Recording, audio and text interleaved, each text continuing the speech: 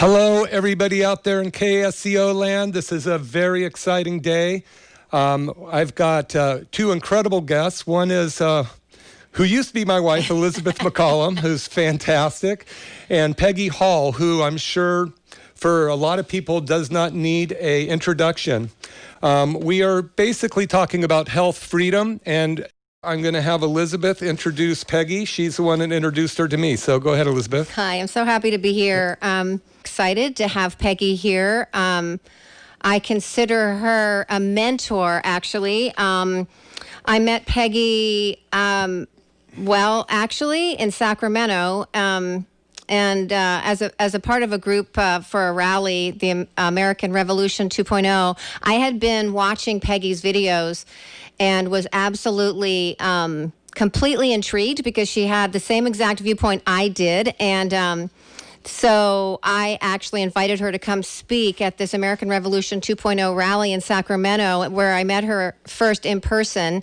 But like her, I woke up one morning going, what happened to our economy? What happened with these shutdowns? Why are all of a sudden is our world changing so radically? And Peggy had taken a lot of steps to dig and find out information that I had also been looking for. And so that's how I first met her. But Peggy is a health freedom activist.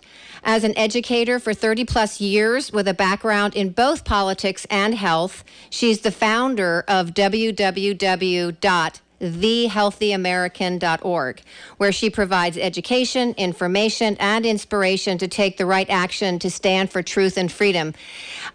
She's the former director of teacher education at the University of California, Irvine Extension, and she is currently a college instructor. She was the health and wellness expert for the ABC radio network and served as the national wellness expert for the Emmy-nominated show America Now. So basically, Peggy's mission is to help others understand how the government works. She's helped me immensely, and I know now thousands of people across the United States, actually globally, how the government works, where it's broken, and how to fix it. With her inspirational and good-humored videos airing on social media and YouTube. And again, that's www.thehealthyamerican.org. So Peggy, welcome. We're really excited to interview you today.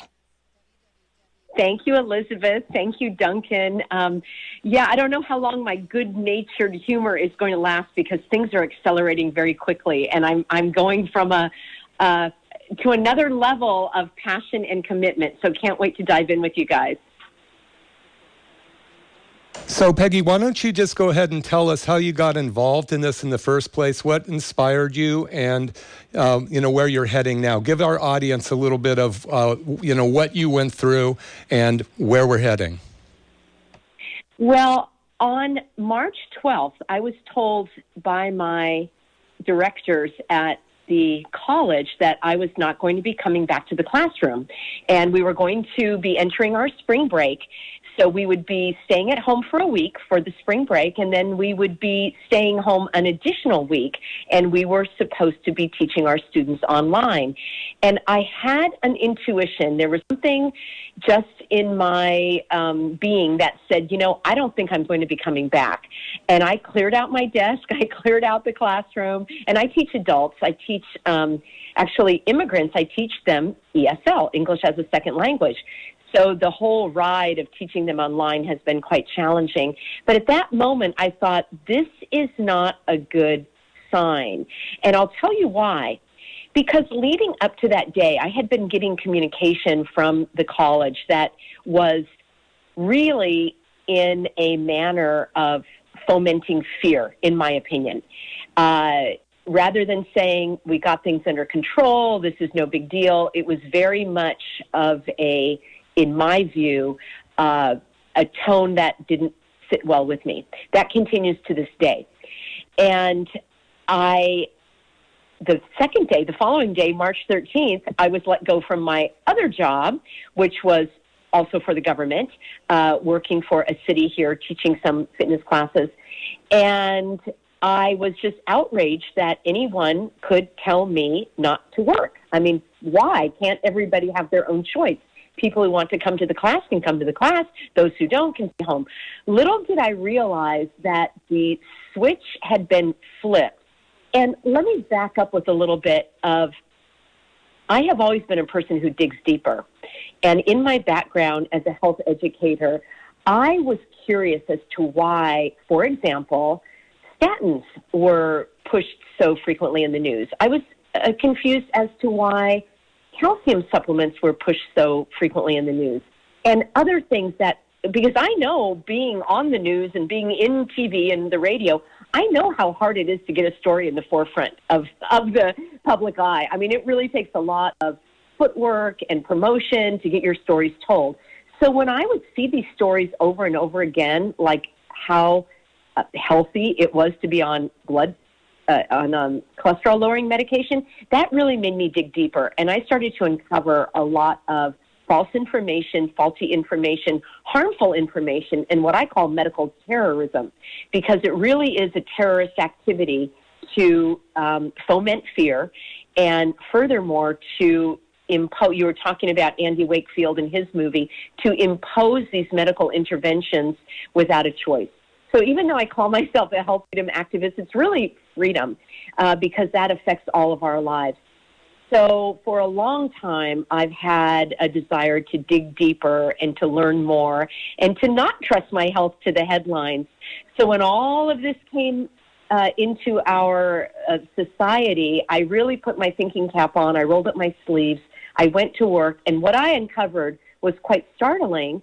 So I wanted to share that with everyone I knew, and I didn't want to be fighting with people on Facebook, so I decided to create a YouTube channel. It was my first video on this channel, and it was all about how the state of emergency in California is invalid and unlawful by the very words of the law in California, and that struck a nerve with people. They wanted to learn more. So with my background in politics and teaching and health, it was just a natural fit for me. Peggy, I want to interrupt for a minute. So just to recap what you said there is that well, go ahead and say that again. What's unlawful? Because, sometimes we need to hear that more than once. In California, and likely in every state, there are allowances for a governor to declare a state of emergency, but it's very highly defined. And in California, the language is found in the California Emergency Services Act, and it's Section 8558. I know it by heart now. And a state of emergency can only be called if there is a threat to the public safety and to property that exceeds the ability and the resources of the state to respond. So the governor declared a state of emergency on March 4th. And I actually didn't pay it any attention because I was still working and shopping and living my life. And I must also let you know that I don't have a TV and I don't get the newspaper. I don't even really listen to the radio. I like to go to the original sources. And so that's what I started to do. I went to the original source to find out what authority does this governor have to tell me not to go to work. And guess what? He has no authority to tell me not to go to work. He has no authority to shut down businesses. He has no authority to tell you to wear a mask or stay away from anybody. It actually is not under the governor's authority. What does happen is this.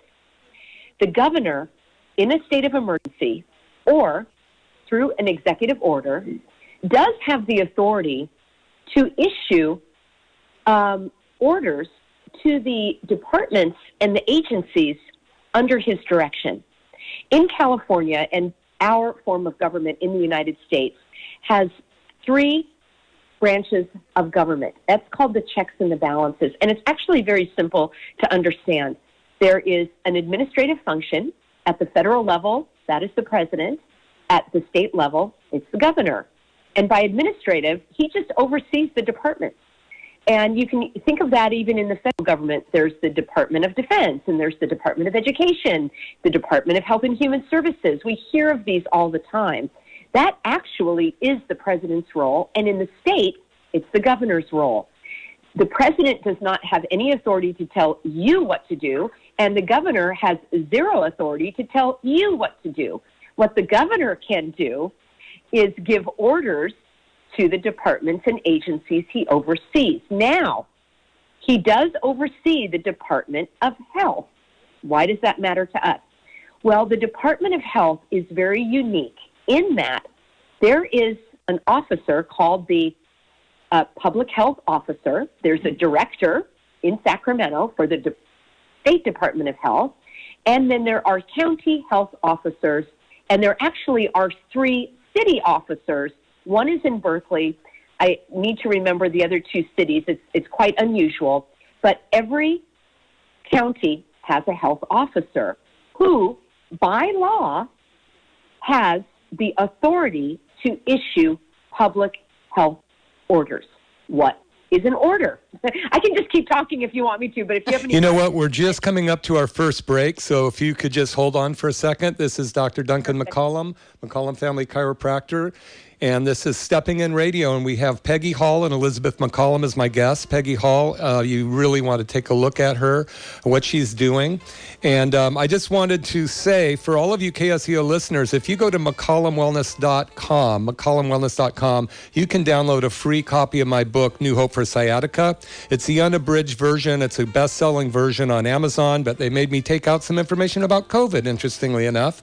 So I'm making that book available for anybody. Go to McCollumWellness.com, and you can order it. And then we're coming up with our first little short break here.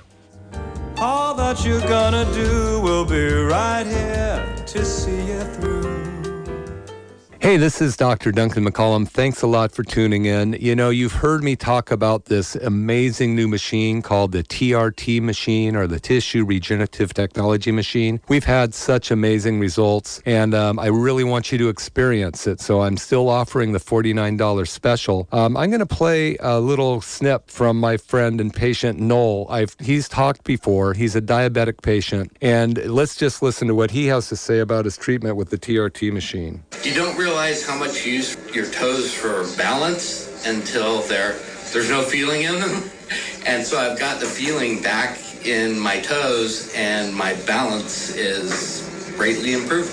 Definitely recommend it. So that's it, the TRT machine, or the Tissue Regenerative Technology machine. I highly recommend you check it out. If you want to go to trtllc.com, like trtlimitedliability.com, you can find out about this.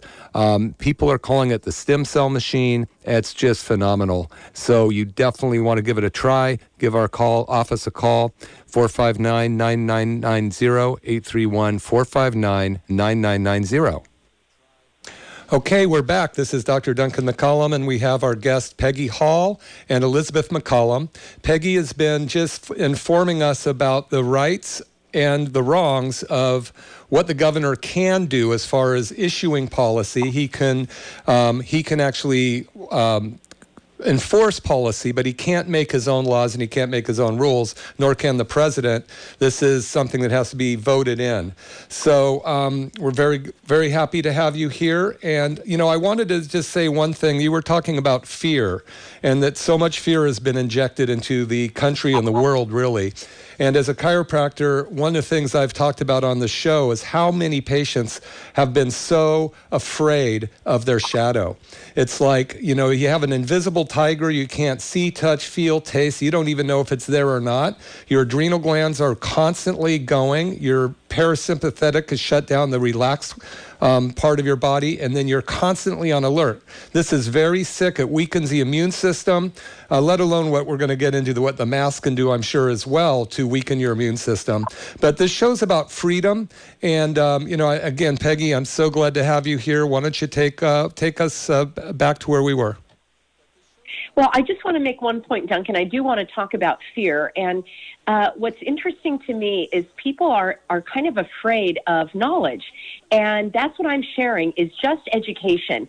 I can get very passionate about the situation that we're going through, but I really want to take the passion out of it and help people understand that there is no one individual that can enforce a public health or an individual health behavior upon you. Even your doctor gives you recommendations. And even Dr. Duncan, I'm sure when you have patients come, they don't all follow everything you say. You would like them to, but sometimes they aren't able to. They prefer not to, and that is their freedom.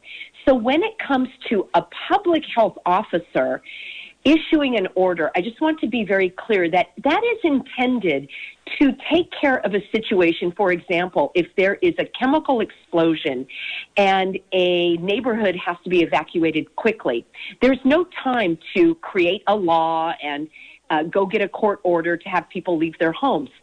So a health officer can legally order, and it carries a penalty if you don't follow it. It is an ordinance. It is a punishable as a misdemeanor if you don't follow it. The public health officer can say, everybody leave your home. There's been a chemical explosion. But that public health officer can only issue that order for a very limited duration. In California, it can only last for 7 days. Then it has to be approved by a governing body. Because in this country, we don't make law by one person just saying something. But that's what's happening to us now. We're getting these orders again and again from the public health departments. And in fact, they are trying to confuse us by calling them orders, and they actually are only guidelines. And the reason they are guidelines and not orders is because the state of emergency and the local health emergencies expired a long time ago. If you had a patient that had an emergency, they would be treated in the emergency room. They don't stay in the emergency room for the rest of their treatment. They are taken care of and they are moved to another bed in the hospital, or they are released. They may not be completely healed. They may still need additional treatments and additional healing, but they're no longer in the emergency room. We are not in the emergency room. We are in the recovery room. How do I know that? The governor himself said so. We are on a recovery roadmap, a resilience roadmap. You can't be in the emergency room and in a bed on another floor. You can't be having a state of emergency and a recovery roadmap. So people are so struck by fear that they're unable to think clearly. You said it exactly. There's a cascade of chemicals that are coursing through the individual's body. And even if you present them with evidence, clear evidence in black and white, as I have done time and time again, reading from websites, reading from the California Department of Health website, individuals still that are gripped by fear are unable to read that clearly. You know what it reminds me of is when someone is grieving, when they've had a loss, when they've lost their job, a loved one, their health. They go through a period of grieving where they are in denial of what actually happened. They can't believe it. And that denial blinds them to the reality of their situation. But you know what I've noticed, Dr. Duncan, is on the complete opposite end. You may have seen this too. Some people are addicted to fear. It gives them a jolt of adrenaline and cortisol and other hormones that make them feel alive and alert. It's almost thrilling in a strange way. And they don't want to give up that fear because it made their life more exciting. I am not a mental health professional. I'm speaking simply as an individual who has worked in the health field in terms of helping individuals have a positive outlook and uplift their mental and emotional well-being. So I just want to make that clear. I'm not a medical doctor. I'm not a licensed psychotherapist, but I'm a caring person who has had a number of losses, and I understand what I've been through in the grieving process. When you're depressed, you feel very flat. There's a sense that you don't want to participate in life. When there is if you don't mind me jumping in for a second, Peggy, you know, I know we're basically talking about what's going on with COVID. For the listeners out there, this is Dr. Duncan McCollum with Peggy Hall. Amazing show. And I wanted to just bring this up now, and we can talk about it when we want to. But, you know, there's definitely in any, whether you want to call this an epidemic or a pandemic or what have you, you know, that's a certain amount of deaths that have occurred or been labeled COVID deaths, where they might have had other morbidities and might not have even died of the COVID, but they happen to be maybe positive in one of the testing, which we know are really random and unreliable anyway. But I wanted to bring up that the third leading cause of death in our country is medical mistakes. And there's 250,000 people die every year from medical mistakes in hospitals, from doctors and the hospital staff. And that's pretty tremendous. You know, and also I just want to bring this up because we were talking about Andrew Wakefield, but right now, 1 out of 25 children, especially boys, are being are being diagnosed with autism now. Now, there's a pandemic, 1 out of 25 versus, what we see going on. And why aren't we afraid of that? Why aren't we trying to do something of that? Why aren't we in arms about that? But yet we are doing this whole thing with COVID, which the mortality rate and the morbidity rate is so much lesser. It's minuscule compared to what's happening to our children for a lifetime. That's what Bobby Kennedy talked about on the 4th. But we really want to look at this not just as one issue, but across the spectrum of health and freedom. What other issues are we ignoring blindly? And that's what Dr. Wakefield's show, the Act 1986, the Act goes through. But I just wanted to bring that up. It's not one thing we should be looking at. But back over to you. Absolutely. I just want to echo those points as well. And something that I find very interesting to me is this. So much of our conversation has been about the science. Do masks work? Don't they work? Can they help? And in the beginning of this, when I really jumped into the fray in the beginning of May, when it was 2 months past the so-called emergency, like, this emergency doesn't exist any longer. What is going on here? And I was riveted by the science. And I had, reams of information. And anyone that has a clear thinking mind knows that you breathe in oxygen and you need to release carbon dioxide. You don't want to have it trapped near your mouth, near your face. And so for a long time, that was my focus, was working on the science. But then I realized, actually, there's another conversation that needs to be going on that's been ignored. And that is exactly it. It is the freedom of your choice. Even if the mask worked, even if my wearing a magic mask allowed me to live to 120 years old, even if it allowed anybody around me, it would emit information that allowed them to live to be 120 years old, I still personally cannot be compelled to wear one unless it is my choice. So in some ways, and this might be startling to hear, and it might be swimming upstream and swimming against the tide, but I believe that we need to have a new conversation focused solely on the freedom and not so much on the science. Even if there is a vaccine that is 100% safe that they create, that will eradicate every illness known to mankind, I don't want that to be the sole conversation. Because really, I still have a choice not to take it. I have a choice. I might want to get sick. I might want to have an episode where I can be detoxing my body and, stay in bed for a couple of weeks, just like the forest fires. We are told that the forest fires are very healthy for the forest because something comes from that period that we might think is destruction. So why am I denied my right to be exposed to this illness, whatever this illness may be? Why am I denied my right to have that exposure and to build antibodies and to develop my immune system? So I really want the conversation to go toward rights and freedom, and the science is very important, and we need to be informed to be able to make those decisions. But in my view, it is a little bit of a bait and switch because everyone is going to be, I don't mean everyone, but a lot of information and activity and energy will be based on the science. And and I know that they can find a scientist to tell us that there are 25 hours in a day. And they will also find a mathematician to tell us that 2 + 2 really is 5. In fact, that's what Common Core math is all about. There's no one right answer. So to hang our hat solely on the science in my view, is going to weaken the movement. And we really need to focus on the pure and simple aspect that we are born as free individuals. The Constitution does not give us rights. The Constitution exists to prevent the government from trampling on those rights.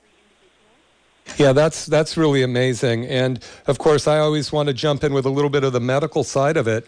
And, you're talking about vaccines. Well, Bobby Kennedy, he can walk into any place because his uncle, Ted Kennedy, was the head of the Health Association for 50 years there on Capitol Hill. And one thing about vaccines that people may not know, unless they listen to my show, is they're called biologics. Biologics are not called drugs. Biologics do not have to be tested like drugs. Medical drugs have to be tested for up to 5 years for their safety. The CDC is a military organization. That's why they all wear uniforms, put there for that immediate emergency that will come out, meaning that they can enact and put into the process or put into society vaccines that haven't been tested. And that's what all these lawsuits are going to be about. But he said, look, I'm not anti-vax. He goes, if they could come up with a vaccine that was going to be really safe. I don't, and we'll ever get 100%, but a minimum of people hurt, then, that would be great. But the chances of that are so slim. Right now, it's 1 in 20 have been, or 1 out of 20% have been injured with the testing that they've already done through Bill Gates and that. So, and then the vaccine, you were talking about your right to go out and get germs. I mean, kids build their immune system by playing in dirt, by touching doorknobs, by playing with each other. And we are weakening our immune system to such a degree, and we know what's going to happen in the schools in California next year. These kids are not only socially not going to be able to get together with their friends and, hug, and how young girls all love each other. Guys are a little different, but we're weakening. What kind of damage are we doing to our young minds, and where's their childhood? It's being robbed from them for something when, if you look at the rates, and I have the CDC site here, there's almost no risk for children with COVID at all. It's all in the 65 or 55 and over with comorbidities. And so, it's just kind of crazy. Now, you're talking about the rights, which is awesome. I like to kind of stick a little bit to what we know about the human body. We have 100,000 or 100 trillion bacteria and viruses surrounding us anyway. So we just have to let our body do what it knows how to do. Absolutely, and we should have the freedom to do that. Just like I have the freedom to go to bed at midnight if I want to, or 10 o'clock at night. I know it's better for me to go to bed at 10 o'clock at night, but right now I don't have the CDC monitoring me and monitoring my calorie intake and my exercise and so forth. Those might all be great things, but that again is where I caution.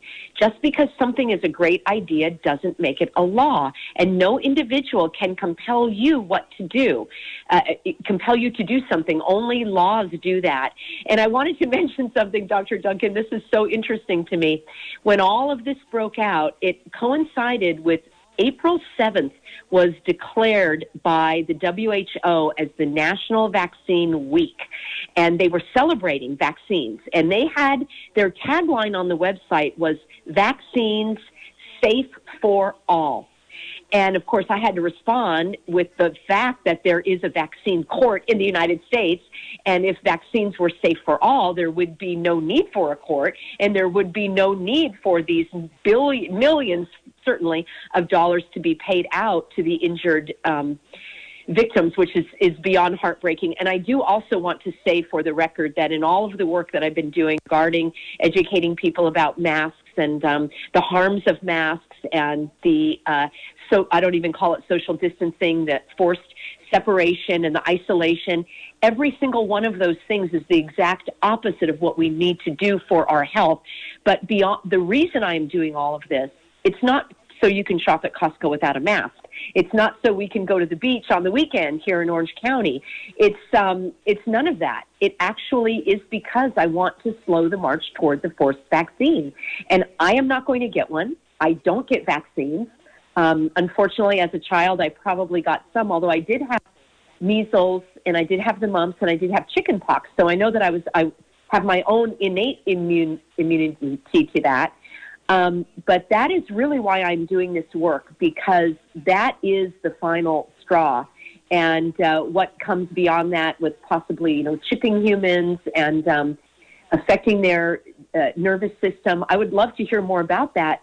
It is not just a vaccine. People think that drugs are like vitamins, and they think getting a vaccine is like a health practice. And it's very troubling to me that people think they're actually doing something good for their health.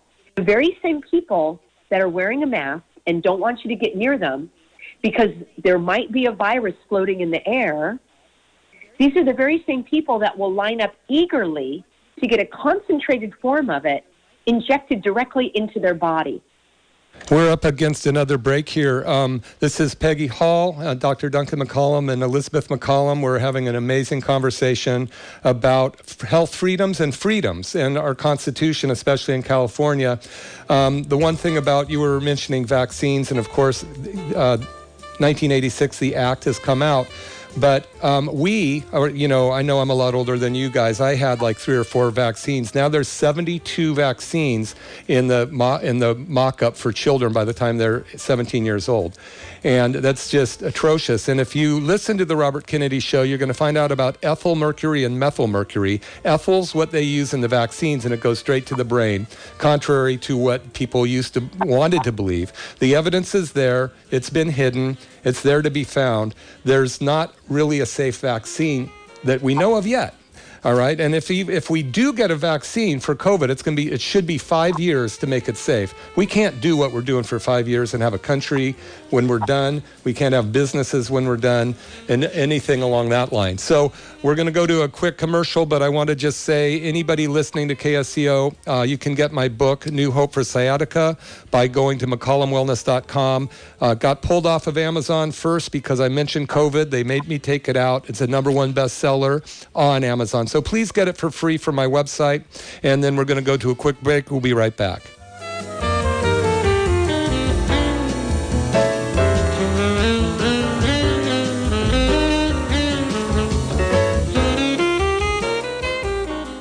Hey, this is Dr. Duncan McCollum. Thanks a lot for tuning in. You know, you've heard me talk about this amazing new machine called the TRT machine, or the Tissue Regenerative Technology machine. We've had such amazing results, and I really want you to experience it. So I'm still offering the $49 special. I'm going to play a little snip from my friend and patient. He's talked before, and let's just listen to what he has to say about his treatment with the TRT machine. I have Gary here, just got his 4th treatment on your knees, and even from the first treatment you had some success and results. So can you tell us? A year and 2 months ago, I got knocked down by a horse and I got a grade 2 pull on my hamstring, and from there everything went to hell. I was walking 3.5 miles a day. I went from that to walking less and less, and because it was so painful, and my other knee started hurting me. And then I stepped off a ladder and jammed my knee. It took me the next morning 5 minutes by the time I stood up to get out of my bedroom. It was so painful. At the same time, I found out about the TRT from the doc, and I knew that was for me. So almost feeling completely normal. So it's been great. I was walking stiff-kneed on one side because it was just flopping out of place. Now I can bend my knee and walk. I totally recommend this. One time, and you'll just go, whoa. So that's it, the TRT machine, or the Tissue Regenerative Technology machine. I highly recommend you check it out. If you want to go to trtllc.com, like TRT Limited Liability.com, you can find out about this. People are calling it the stem cell machine. It's just phenomenal. So you definitely want to give it a try. Give our office a call. 459-9990, 831-459-9990. Hi, this is Elizabeth McCollum, and I am here with Dr. McCollum, and we are interviewing Peggy Hall on the Steppin' In show. And I do want to say Peggy Hall's founder of www.thehealthyamerican.org. And Peggy is a health freedom activist. And Peggy, we're back talking with you, and I wanted to ask you if you could tell our listeners a little bit about what you did in Orange County. There was a lot of excitement that you created down there with the Board of Supervisors and the public health officer there. Could you tell us a little bit about that? Absolutely, Elizabeth. I call it all hands on deck. So I may have been at the helm of the ship, but there were plenty of people that were helping row this boat. And that's part of it, what I call local and vocal. So to get to know your local lawmakers, in our case, it's the Board of Supervisors in Orange County, they oversee the local health officer who issued, this was several weeks ago, a mandatory mask order whereby everyone was supposed to wear a mask outside. And this was issued at a time when we had the lowest number of cases among the fewest deaths out of any county in Orange County. I'm sorry, in California. And what we did was what I call the drip, drip, drip method. And we would bombard the offices with a simple question such as, where's the science? And little questions that they needed to answer in an email. Where's the science? Where's the law? How can you ask us to, wear these masks when we are literally suffocating ourselves? And it was really the number of people that turned out to these Board of Supervisor meetings week after week where we really demanded to see the science. And luckily, the state of California, going back to the law, requires that the health officer provide relevant information for these public health orders. They cannot just make them on a whim, and they cannot last forever. And because of that effort we had doctors and nurses and parents and teachers and employees and employers and just regular people like myself showing up to voice our concerns. And after one particularly passionate meeting, the following day, the order was removed and it was changed to highly recommended.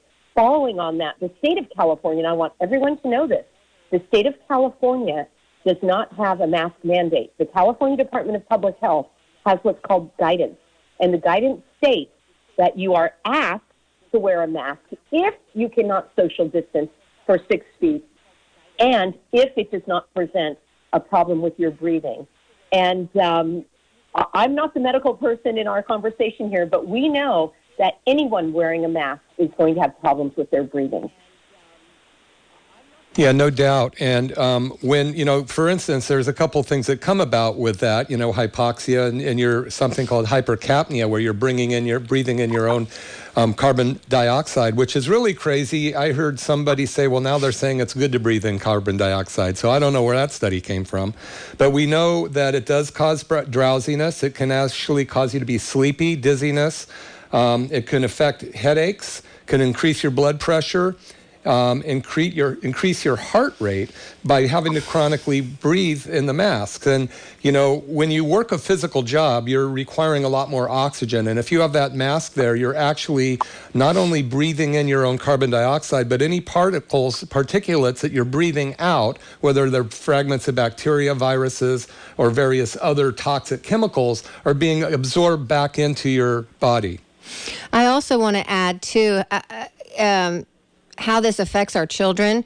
And there's a new face covering order that just was announced here in Santa Cruz County on June 24th that the guidance, the order is that all people be wearing masks, and children down to the age of 3. It used to be children 12 and under used to be exempt, but now children all the way down to the age of 3.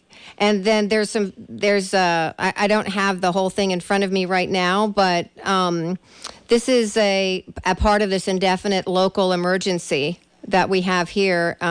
We have a health officer, Gail Newell, who has the authority over this. But imagine this for our children as well. I just wanted to say that. Yeah, it's really crazy. Again, I had so much fun growing up. These poor kids are afraid of each other. It's almost like you're going to tell if somebody's not wearing the mask, and that sounds like another country at another time. Am I on? Well, friends, I feel the same way. And unfortunately, things are really accelerating. And I do want to say that your health officer might be being sued, because that is happening in counties across California. Concerned citizens are filing lawsuits because they have been personally harmed and irreparably harmed by these measures. And Elizabeth, you said that the health officer stated that there is an indefinite emergency. That it really makes me laugh. We are at the level of ridiculousness. It's literally ludicrous. You don't have an indefinite emergency. There actually is law, because I go back to the law, I go back to the language. The words in California law state that a local health emergency can only be called at the introduction of the outbreak. The introduction of the outbreak happened in February. It is July, and we soon are going to be into August in a couple of weeks. It is no longer an emergency, and this is where the legal battles are going to go. Now, the individual parents need to understand that they should not be suffocating their children. And as you said, it's completely random. I have seen orders that say under the age of 12, under the age of 3, no one under the age of 2, and then it carries a warning that these masks have a risk of suffocation for the child. Parents, do not put a mask on your children. It is time to stand up for your freedom. I'm very strong at this on this point. Many people, thousands of people are asking me for help. What can I do? I've got dozens of videos at YouTube, The Healthy American Peggy Hall, where I explain step by step how to go shopping without a mask, how to have your medical care done without a mask. There is something called the Patient's Bill of Rights. You have the right to refuse medical intervention. And wearing a mask or getting your blood drawn or having your temperature taken or having a test, these are medical interventions that you can refuse. I'll be very curious to see where this goes in California. You know, I wanted to just mention one of my patients and listeners, Mary, sent me some information today from the CDC.gov, and you can pull it up for California. Or I might be, this is for the country, and it shows the graph from February to July 4th, and about mid-April was when the biggest number of people were dying from COVID. If you look at this graph, go to cdc.gov and pull it up, age and sex of the people, and you'll see the graph is almost down to zero now. On all ages have come down to a very small margin. And so maybe who knows, maybe we're starting to hit herd immunity and we don't even know it. But, I think the real point is take a look at this emergency based on all of the other problems out there, and I really encourage people to see the Act 1986 the Act, because let's really put our attention on the most current thing, which is our children. You know, these children need so much help. 1 out of 25 is ending up with autism now. And I mean, this whole other thing with the masks, and now you're going to put these autistic kids, 1 out of 25 in a mask, that's going to further their problem. Mm-hmm. And it's just criminal as far as I'm concerned. It is criminal. None of this makes sense to me. I was fortunate. I went for a dip in the pool here. I was able to get our HOA pool open. Not to my satisfaction. There are some limited hours. And I saw the kids playing and jumping, and I thought, these children are more at risk for drowning, for hitting their head, for slipping, but we don't close the pools. We let the kids play. We let the kids play at the playgrounds. They're skateboarding. I'm a surfer. Kids are out there surfing. So why is it that we want, as you said, we don't want to take away their childhood? Something very strange is happening here. More and more people are waking up. This is not normal. And I want to also go out on a limb to say, even if the masks work, even if staying at home worked, even if the forced separation worked, we still are not compelled to do this unless we choose to do so. That is where I'm taking my health freedom march and my health freedom activism. Even if it was the best thing in the world to close down every restaurant, to never eat inside a restaurant again, to never have tables and chairs where you can sit, even if it's the best, we still have the freedom to choose that. We can choose to take the risk of going inside a restaurant or not. We can choose to take the risk of bringing our kids to the pool, even though they might slip and fall or have an accident. We still have the freedom to do so. And I really am going to hang on to this point. This is the destination where I'm headed, because otherwise, as you say, they're going to start to manipulate the science and say carbon dioxide is good for you. Actually staying home and never seeing anybody, you're much safer. It's much better for you. We need to continue the conversation at the level of health freedom, that we have the freedom to choose what's right for us, even if it is bad for us. And I know those are strong words, but that's really the platform I stand on. Yeah, and right now California is the only state with mandatory vaccines for all children. They tried to do it in New Jersey and they lost, thank God. And Bobby Kennedy was there fighting. I had a chance to talk to him personally about it with a small group of doctors that are really trying to make a difference and keep everybody healthy. And so we've got about 5 minutes more, Peggy. If there's some points we haven't brought up and you just want to roll with it, just go for it. We're all ears. Oh, that's fantastic. One thing I really want to emphasize is, and we talked a little bit about emotional health and mental health and trying to keep people out and away from the brink of despair. So I'm using this analogy of a ship, sailing in the stormy seas, and there are people that are ready to jump ship. And many have. Our rates of suicide are skyrocketing. I live in Orange County, and the Orange County Sheriff did say that child abuse and domestic violence and suicide rates, which are all a type of despair, all of those are up 35-40%. This is really where my heart breaks. And people do come to the end of their rope, and I want to throw them a life preserver and say, hop on board, there's something you can do. And I know this personally. When you are feeling oppressed and you are feeling despairing, it's difficult to take action, and sometimes you do want to throw in the towel, and I understand that. But by taking action, instead of just complaining, by connecting with other like-minded people who feel the way that you do, who see the world the way that you do, who want to make these changes and stand for freedom, it is extremely empowering. And it gives you courage and confidence to face another day. That is why I am doing this work. My whole work is really at the helm of this ship is to give people hope and optimism so that they don't throw in the towel and they don't jump ship and they don't take these drastic measures and become a statistic in the death of despair. Many people are turning to alcohol and drugs and other things to anesthetize themselves over the loss of their job, the financial hardships that they're facing. Please, friends, get into community. I am a person of faith. You can find faith-filled friends or others that can just be a caring ear. That is what we do at the Healthy American. You can click and connect with someone in your area to find out what is going on. And Elizabeth is one of our area leads. You don't need any other special skills whatsoever than to simply say, hey, I understand what's going on. Let's chat. Let's see if we can go for a walk in the park. Here are the meetings and events that are going on. Here's how we can get plugged in. That is what we are doing at thehealthyamerican.org. All hands on deck. This is a national movement, but it's local at its roots because that's where we're going to make change at the most local level possible. Do you have a farmer's market where you can shop without a mask?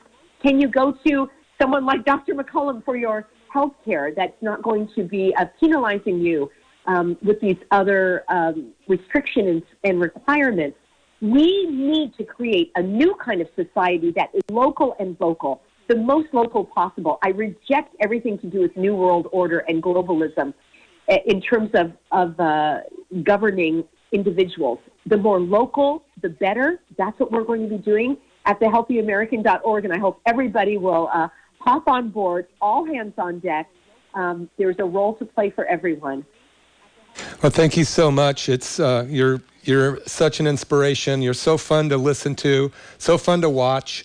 Because you're so animated, and you can tell that you're really so dedicated and devoted to what you're doing.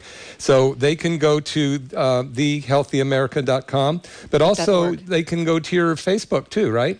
You're still on Facebook. There was over 4,000 suicides in California last year. Hold on one sec, Peggy. I have to turn us off and on, but and if that's up by 35 or 40%, we're talking about another 2,000 suicides. Having had a personal family member commit suicide in my life, it's not okay. And just think of the ones that aren't committing suicide, but how their lives are being affected. Even the children, what's going to happen to their creativity, their ability to go out and become, astronauts or, scientists or doctors or, sports is almost completely gone. So it's really crazy what's going on, and we have to bring it back and start to put the real importance on where the real truths are, and where this disease ties in with heart disease or diabetes or autism, as I've mentioned several times here. And Elizabeth, you wanted to say something too, right? No, I just I did. I just wanted to thank Peggy a lot for being here with us and expressing and sharing all this great information. And I wanted to remind people it's www.thehealthyamerican.org. And I agree totally with the local vocal. We have a very strong freedom-minded group here in Santa Cruz that's expanding. So I believe that it is a grassroots effort, definitely, because otherwise we're fighting. I mean, we're always fighting swimming upstream, but when you have a real dedicated group around you, it's very supportive. It's great emotionally. You get things done. Anyway, that's just something I wanted to add.